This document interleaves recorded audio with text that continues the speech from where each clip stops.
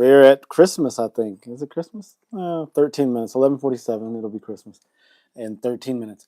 So in this talk, I don't really regard those sorts of holidays. I mean, it's great, it's fun. I'll do something with the kids and all of it. Um, I'm still working. This is still far more important to me than holidays. Today, we're going to be talking about a very difficult subject. And I'm noticing that there are more people getting into this because Apex Human Awakening is happening. I'm on the forefront of it. So we're seeing more people that have the intelligence required to sit through these rather heady discussions. But I'm starting to see a shift. I'm starting to see that there are more Apex Humans awakening. So if you're an Apex Human, you know what to do. Make sure you like, share, subscribe, comment below. Let me know what you think. So today's topic, I'm going to be talking about the topsy-turvy trending world of sexual roles. Now, I'm not calling them gender roles because I'm going to pretty firmly assert that humans don't have gender. Gender is not a construct. It's not a social construct. It's none of that shit. Humans are sexed. Humans have sex. We don't have gender. Gender is a function of linguistics, of grammar, and doesn't apply to humans. Humans have sex. We don't have gender. Now, some might say we have sex, but also gender. We don't have gender. We have sex. And so I'm going to talk about why most people don't know that humans have sex instead of gender. And what is a woman? What is a man? And how to know if you're an apex male or apex female. And when I say woman or man, I'm talking about in the geopolitical Christian sense. Now, stick around because if you're part of that percentage of people that belongs to the alphabet soup, LGBTQAI++, ABCDFG, then you'll actually like this. Of course, if you're an apex human. If you're not, you'll be offended and you'll go crying to big brother or mommy. And that's fine. Go do what you do. All right, so let's get right into it. I'm going to start off with the Bible, the best book ever compiled by humanity, not by Christianity or even by Judaism, but by humanity. In Genesis 5:2, and by the way, this is geopolitical Christianity. This is not your textbook Christian church stuff. This is like real life, real applications, practical Christianity. Genesis 5:2. This is the book, so I'm reading Genesis 5, I believe it's 2 and 3. This is the book of the generations of Adam. In the day that God created man, in the likeness of God made he him, male and female created he them, and blessed them and called their name Adam in the day when they were created.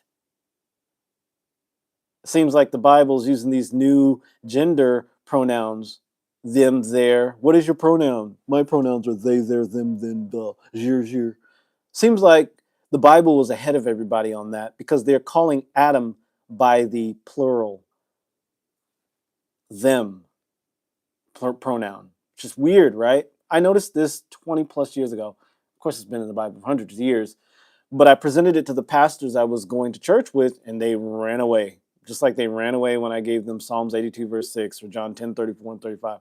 The Bible is humanity's book, apex humanity's book. And I love Christianity. That's why I'm a geopolitical Christian.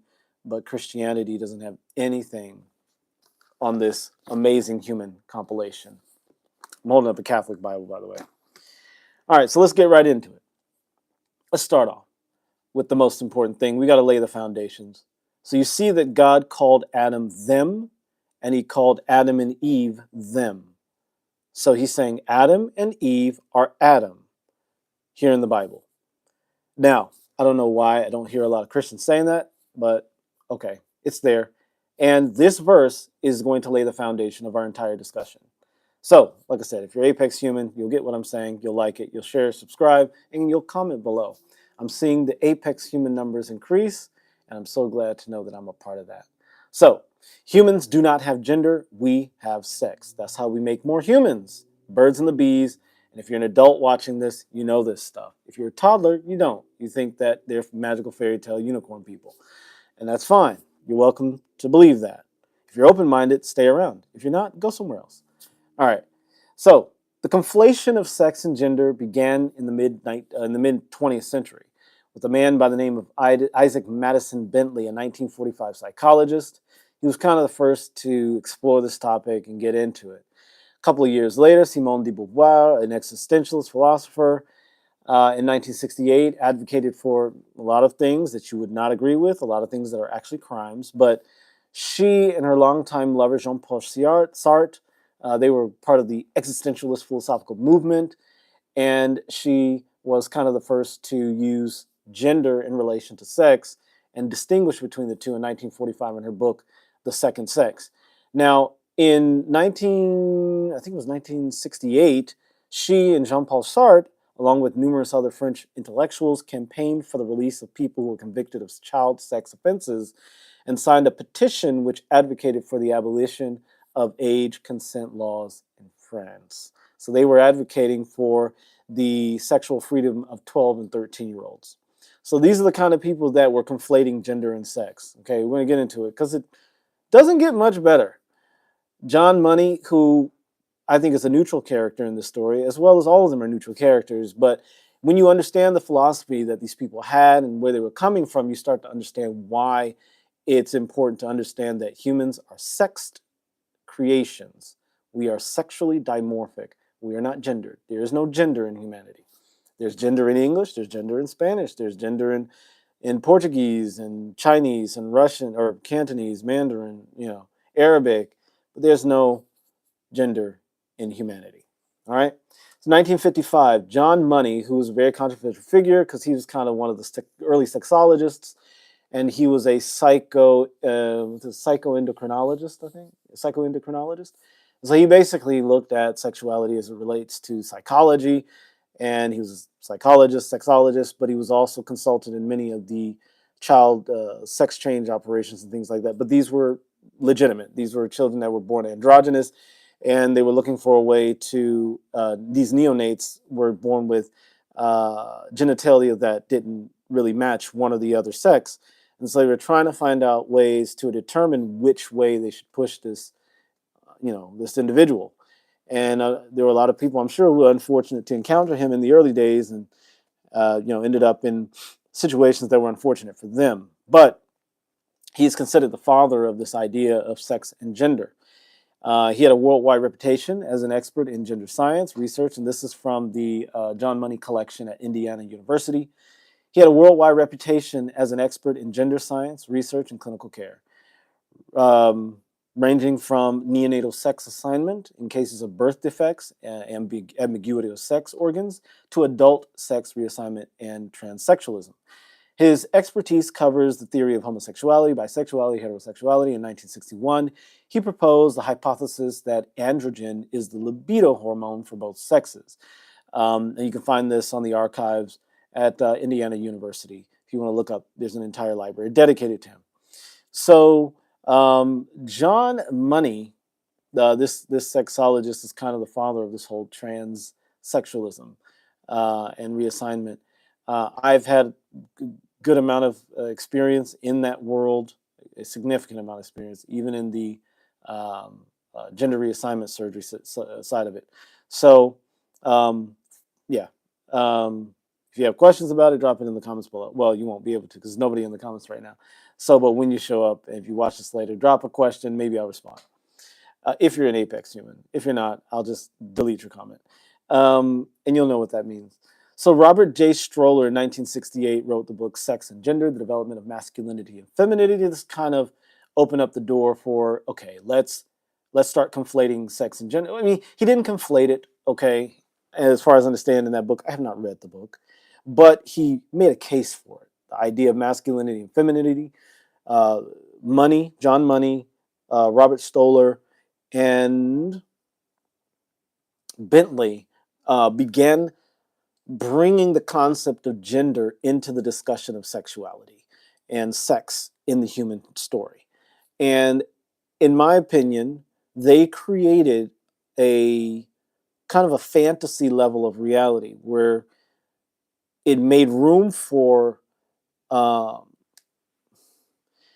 were once called parasexualities. Like homosexuals used to be a parasexual, now it's considered part of normal human sexuality. But anything that was not heteronormative they were making space for that. And so, as far as I'm concerned, they are kind of the foundation of this idea of gender, which led to this whole confusion where people actually think a lot of things that don't match up with reality. And again, I'm speaking from a geopolitical Christian perspective, an apex human lens, not a normal run-of-the-mill, everyday average Joe kind of like, what does the news want me to think? I'm not doing that. I'm going from an apex perspective and geopolitical lens, geopolitical Christian lens. All right.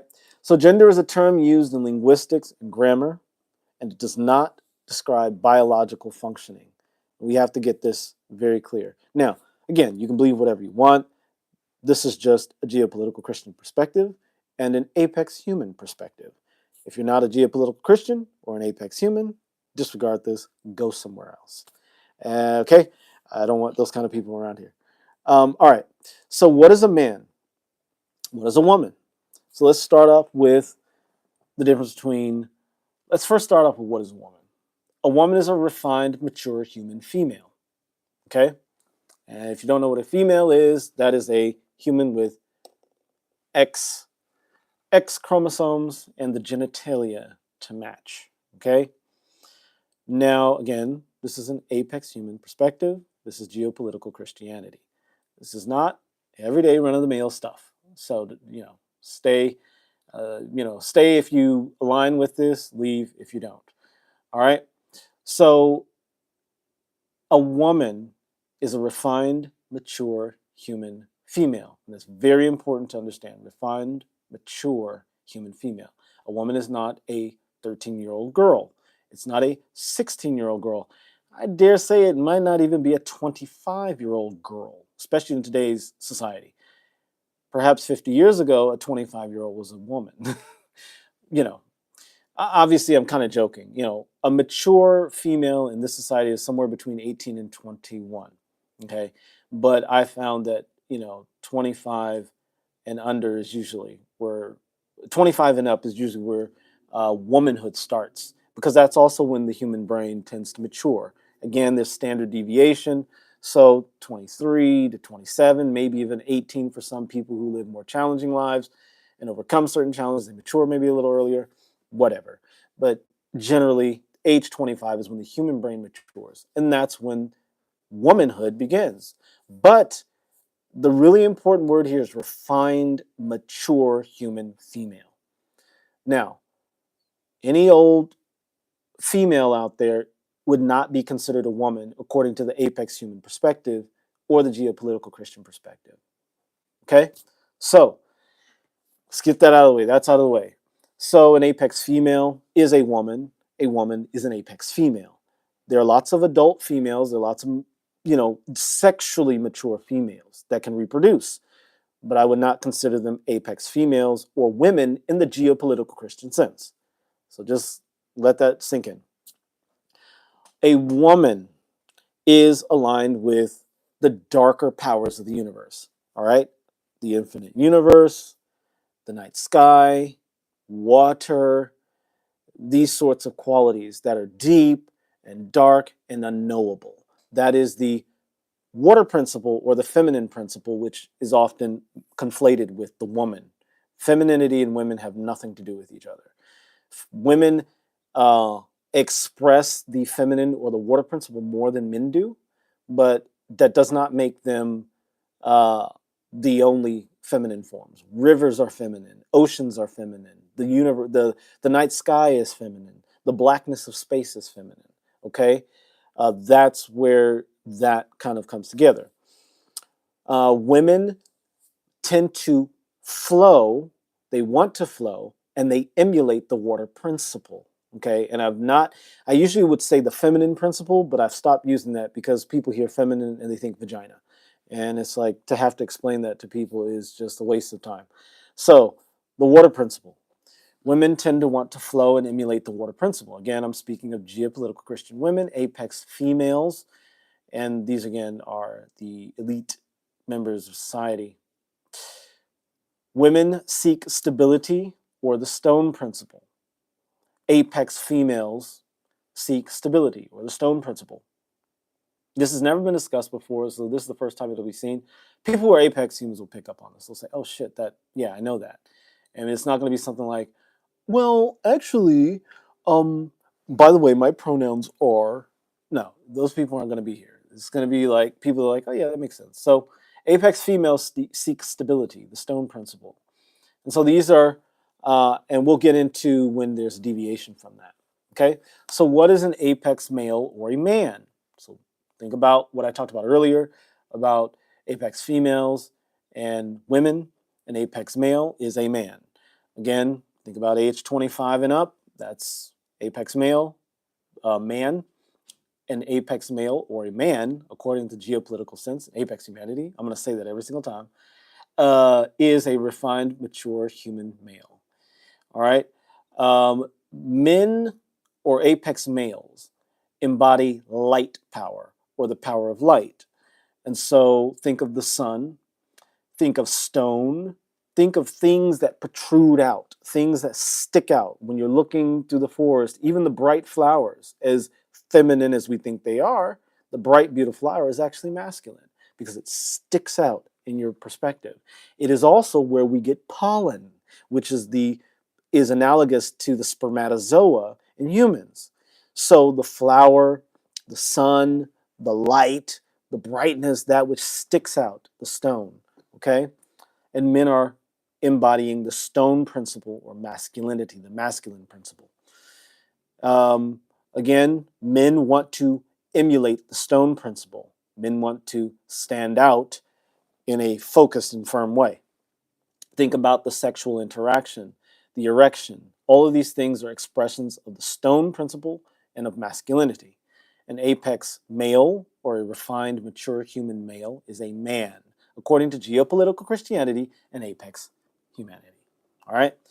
So, men seek flow and acquiescence in the water principle, as women seek stability and focus or firmness in the stone principle. All right? So that's what a man is, that's what a woman is.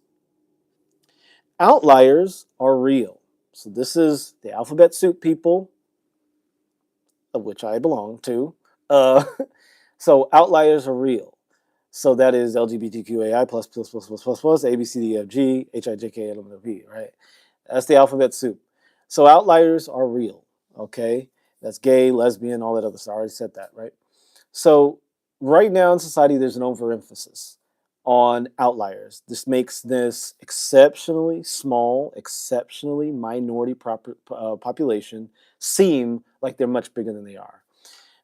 If you go to various research and statistical systems that look at population statistics, they'll show the difference in identity among LGBTQAI plus alphabet soup, right?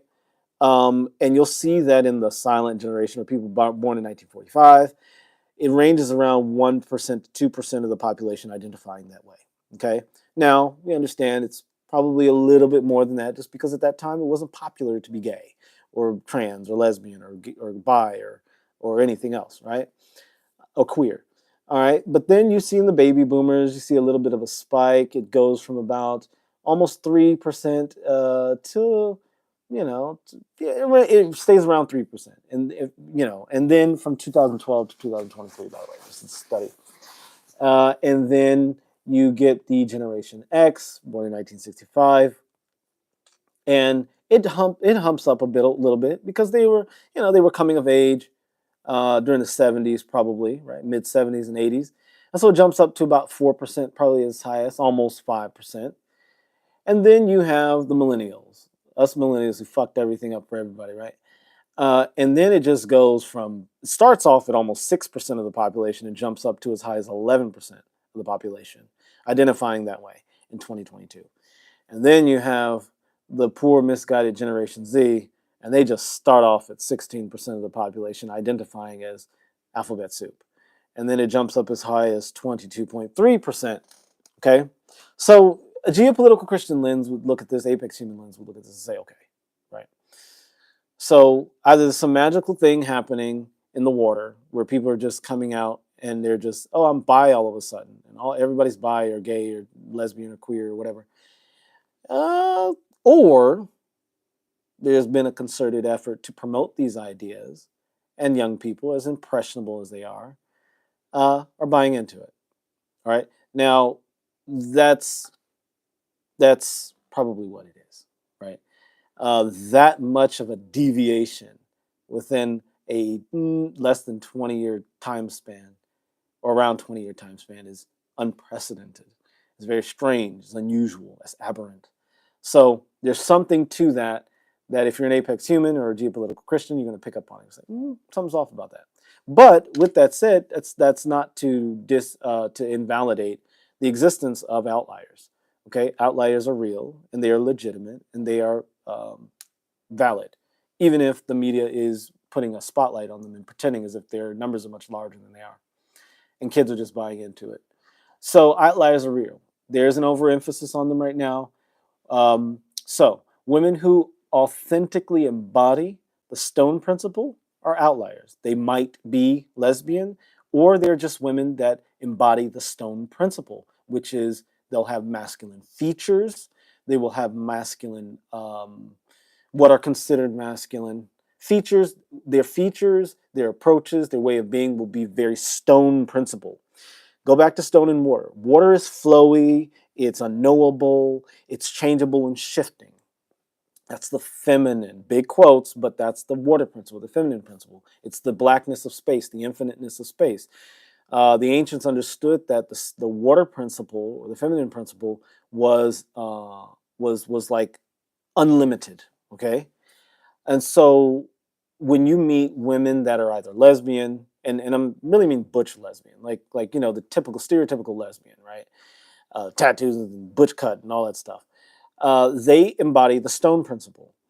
But you might find heterosexual females that embody the stone principle or masculinity, and these females will, they'll either be business women or very focused in the way they do things. They might even be on the spectrum.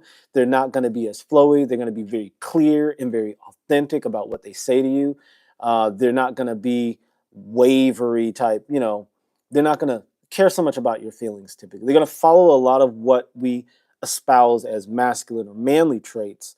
They're just going to naturally express those. They may even be built in a more boxy way. So these are women that embody the stone principle in an apex manner. They're not putting it on. It's authentically who they are. Okay? Other outliers are men who are authentically embodying the water principle or the feminine principle. All right? Now, some gay men are this way, and feminine males who happen to be heterosexual. There are lots of heterosexual men that are extremely feminine. They're extremely water principle. Maybe they were the youngest brother in the family, or they were, that's just the way they are. They were born that way. Or they may be very feminine in appearance. These males embody the water principle or the feminine principle in an apex manner. It means it's authentic, it's true to who they are. They are genuinely that way. They're not putting it on because it's 2020 and they want to fit in with the idiots that are running the show, right? So they're real, authentic people that embody this principle.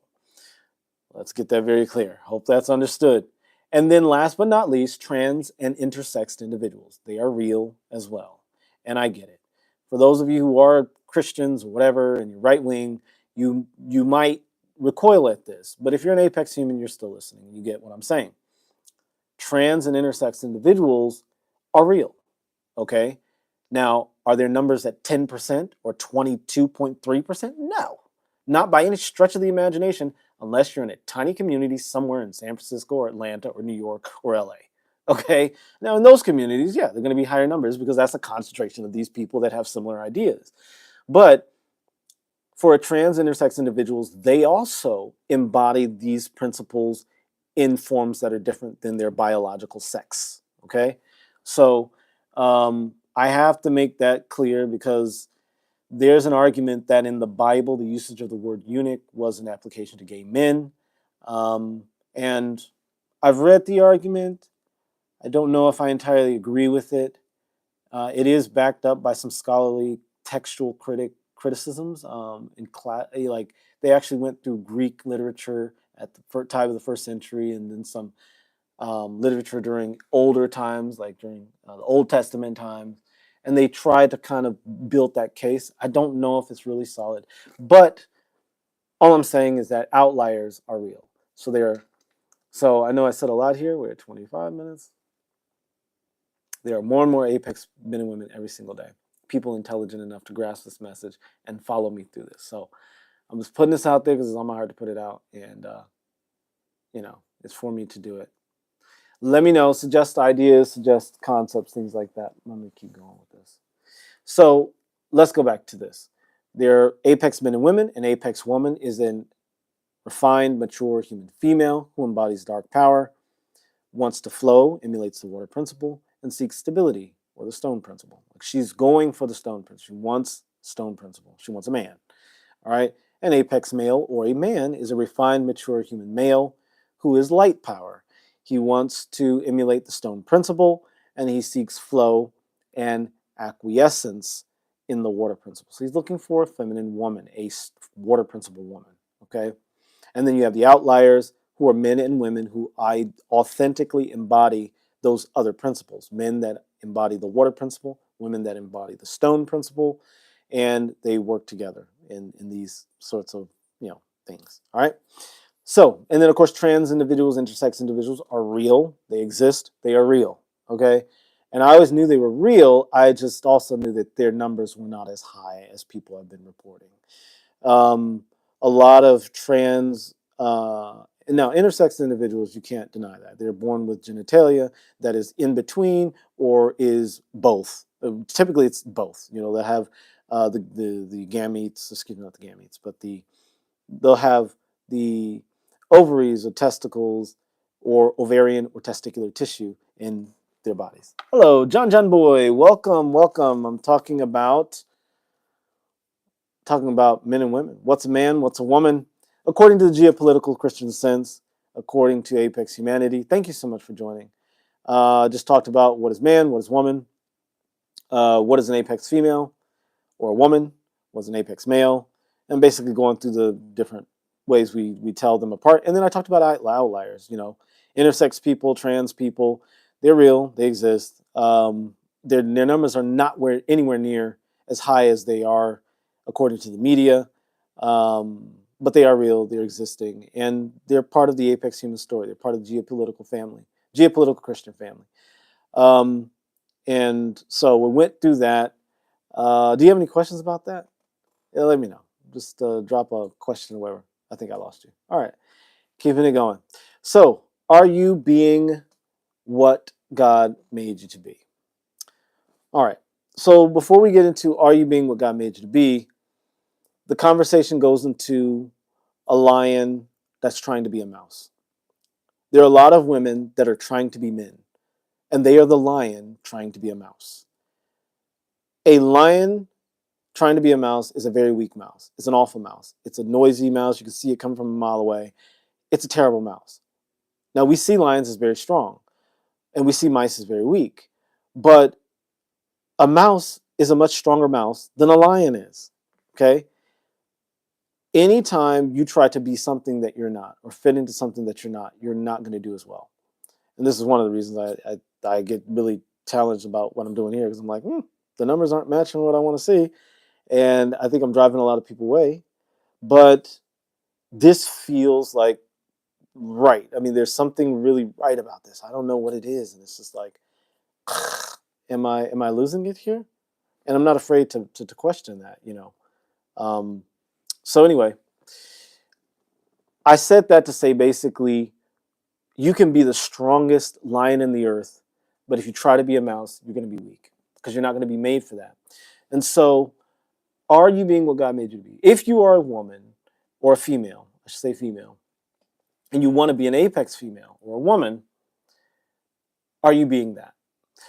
The female or the underdeveloped woman, just the regular female is an underdeveloped woman. She can become an apex female or a woman by cultivating the water principle.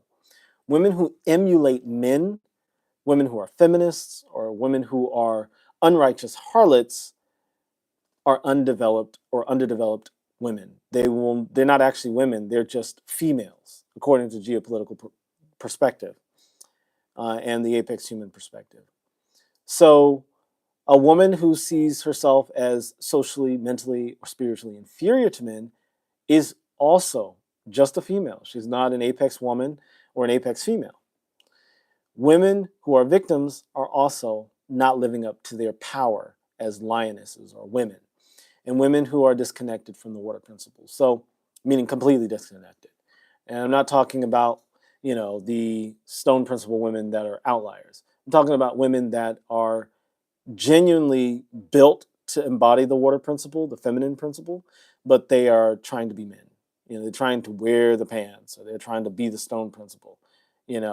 Those women are disconnected. So they're just females, and they'll always be considered underdeveloped females. They'll never really be apex females. Okay, and they'll be frustrated. So are you an apex man? An apex male, make sure not to do any of the things I'm going to list here. Okay. The adult male or underdeveloped male lives to appease and placate women.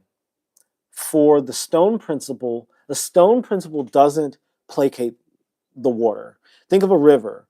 Stone has to remain firm in order for the river to exist because water flows over the stone. Okay?